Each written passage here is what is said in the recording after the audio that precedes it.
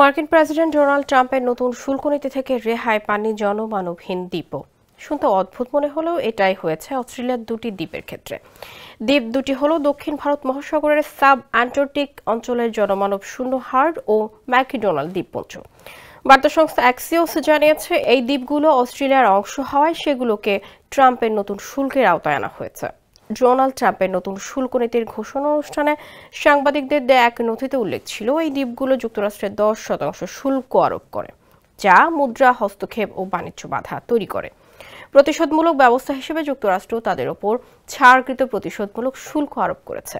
অস্ট্রেলীয় সরকার ওয়েবসাইটে হার্ড ও ম্যাকডোনাল্ড দ্বীপপুঞ্জকে পৃথিবীর অন্যতম দুর্গম ও বন্যতম স্থান হিসেবে বর্ণনা করা হয়েছে। স্যান্ডেলিনা সো, রূপচর্চায় আভিজাত্য। দেশটির অ্যান্টার্কটিক প্রোগ্রামের তথ্য অনুসারে পশ্চিম অস্ট্রেলিয়ার ফ্রিম্যান্টল বন্দর থেকে নৌপথে সেখানে পৌঁছাতে প্রায় 10 দিন সময় লাগে। এই দ্বীপগুলো বিভিন্ন সংরক্ষিত প্রজাতির পেঙ্গুইন, সিল ও পাখির আবাসস্থল। ইউনেস্কোর বিশ্ব ঐতিহ্যের তালিকাভুক্ত এই দ্বীপগুলোতে প্রায় 1 দশক ধরে মানুষের কোনো উপস্থিতি নেই বলে জানিয়েছে ব্রিটিশ সংবাদ মাধ্যম দ্য গার্ডিয়ান।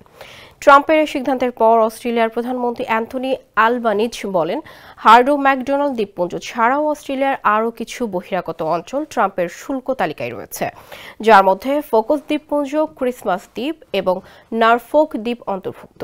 1002 মানুষ বসবাস করা নরফোক দ্বীপের ওপর 29% শুল্ক আরোপ করা হয়েছে, যা মূল অস্ট্রেলিয়ার তুলনায় 19% বেশি। পৃথিবীর কোনো জায়গায় নিরাপদ নয়।